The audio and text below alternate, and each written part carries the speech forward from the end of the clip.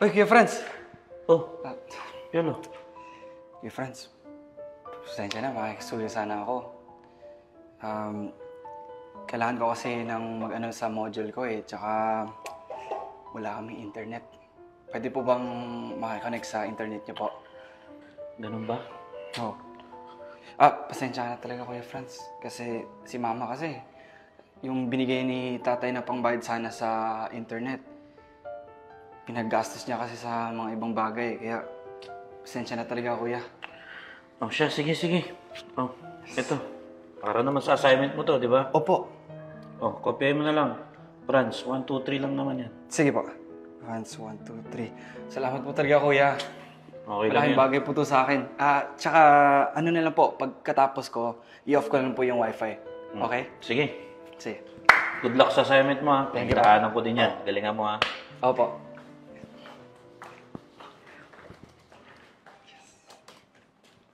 Anak, pahingi nga ako ng pera dyan. Pairamin mo muna ako. Ikaw naman, Ma. Pera na naman. Saan mo ba gagamitin? Anak, kailangan ko. Natalo ako sa scatter, oh. Kailangan makabawi. Alam mo namang yung perang to, pinahirapan ko to sa part-time job. Ang dami mo namang dada. Bibigay ka rin naman pala eh. Ma, wala na. Wala na akong pang-allowance. Nung walang pang allowance. Oh, ito. 20. Tipirin mo yan, ha.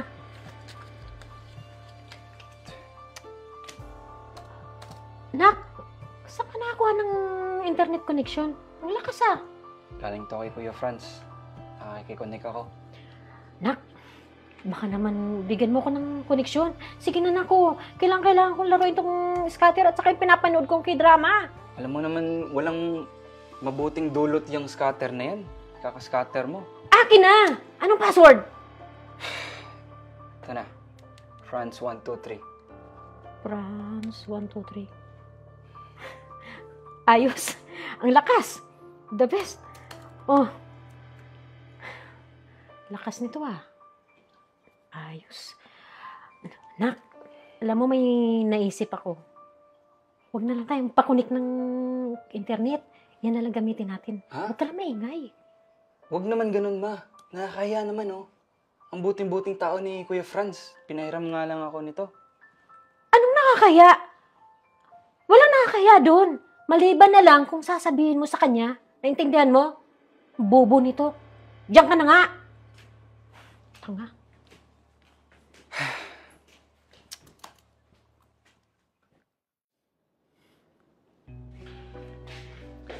Oh, Ate Mia, nandito ka pala.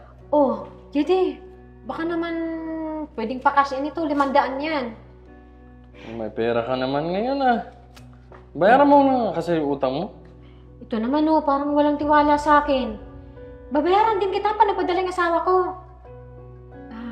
Pero teka, may bagong kunin kaming wifi. Ang lakas. Fiverr yun.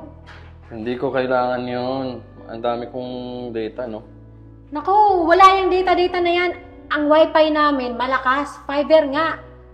Yun na lang gamitin mo. At saka, pwede ko na lang yung ikalta sa utang ko sa'yo.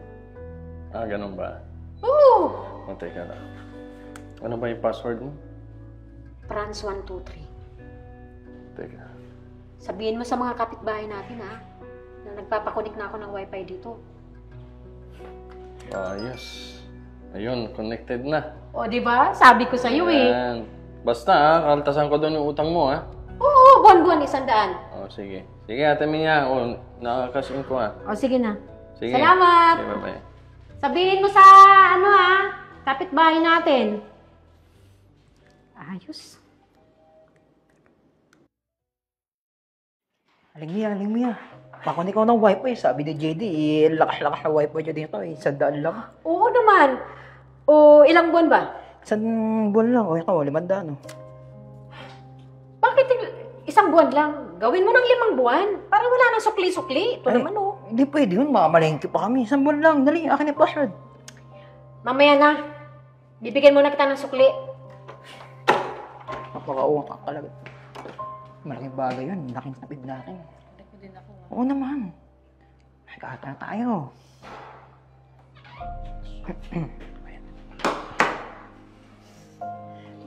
Tol, ano yan? Nagkakagulo kaya yata dyan. Eh, kaya Aling Mia mo walang wifi. Mapakundi kami. May wifi sila? Oo, binibenta. Ano mo, subscribe ka din eh. Eh kasi, nung nakaraan, nanghihiram sa akin ng password yung anak niya kasi magmo-module daw. Tapos ngayon may wifi na. Meron, binibenta nga eh. Mag-connect ka na. Oh, Nag, ito na yung sukli mo, oh. Ang password, France123. Okay, bansuan ko kayo. Bansuan ko kayo daw. Teka. Ano password? France123. Wifi namin yan Wifi ko yan Bakit? Ikaw lang ba may password na ganito? Hindi ba pwedeng parehas tayo? Galing Oh, password namin yan, tsaka wifi ko yan France, bakit? May France ba kayo sa bahay nyo? Ang damot-damot mo naman eh. Para wifi lang, pinagdadamot mo. Kung gusto mo, pag naputulan ka rin ng internet, makikonik ka rin sa akin. Alam mo kayo, napakakapal ng mukha nyo, no? Pinagpapaguran, pinaghihirapan ko yung binabayad ko sa wifi ko, tapos anong gagawin nyo? Makikita ko, ininegosyo nyo lang sa iba? Tama ba yan? Tama ba yung iniisip nyo? Kayo pa yung matapang ngayon? Alam mo, kapal ng mukha nyo, no? Napakadamot mo talaga. Minsan lang naman eh, parang hindi ka kapitbahay. Hindi ako madamot dahil sa akin yan. Pinahiram ko nga yung anak nyo. Alam nyo ba na pinahiram ko sa anak nyo yan? Tapos ngayon, kayo pala gagamit. Para saan, ha? Para sa negosyo? Para sa sarili mong kagustuhan? Pag nagkapera ako ng marami, magpapatayo ako ng malaking password. Pues ngayon, papalitan ko na yung password ng wifi ko. Alam mukha mo. Franz, huwag naman. Baka pwede natin pag-usapan to. Ito, hati tayo. Yan o, sa'yo na yan. Ha? Eh, Franz, nangyari?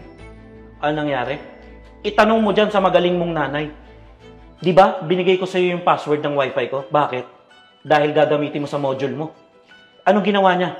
Tignan mo, pinagkakakitaan, binibenta sa iba. Tama ba yan? Man, di ba sabi ko sa'yo, huwag mong i-share sa kahit sino? Ay, anak kasi, talong-talong na ako sa scatter eh. Kita mo na? Kita mo yung tumatakbo sa utak ng nanay mo? Puro sugal. Pati yung kagamitan ng iba, ibinibenta sa iba. Para lang magkapera siya. Ikaw mga kasi. Kuya Franz, pasensya ka na talaga. Hindi ko talaga inakalang gagamitin pala ni nanay sa ganitong paraan. Alam mo, ganito na lang. Total gahama naman tong nanay mo. Papalitan ko na yung password ng wifi ko. Pasensya ka na, Piolo, pero kailangan ko talaga para hindi na pakinabangan ng iba. Kuya, pasensya ka na talaga. Di bale, nabayaran ko naman yung wifi namin. Pero maraming salamat talaga, kuya. Kasi kahit paano, natulungan mo pa rin ako sa mga modules ko. Eh, Nay, sabihin mo kay kuya. Hingi ka na patawad. Franz, sorry ha. Pasensya ka na sa nagawa ko. Hindi na maulit. Alam niyo ho, sana ho tigilan niyo na yung kasusugal. Dahil pati yung anak niyo nadadamay sa mga kalokohan niyo. Ma, tigilan mo na kasi ang pagsusugal mo. Walang mabuting maidudulot yan. Sige anak, titigil ko na yung ginagawa kong tong kalukuhan. At babalik ko na rin yung perang nakuha ko sa kanila. Sige na, huwag Sige ka na. na mag-alala. Sige na. Ay, naku ma.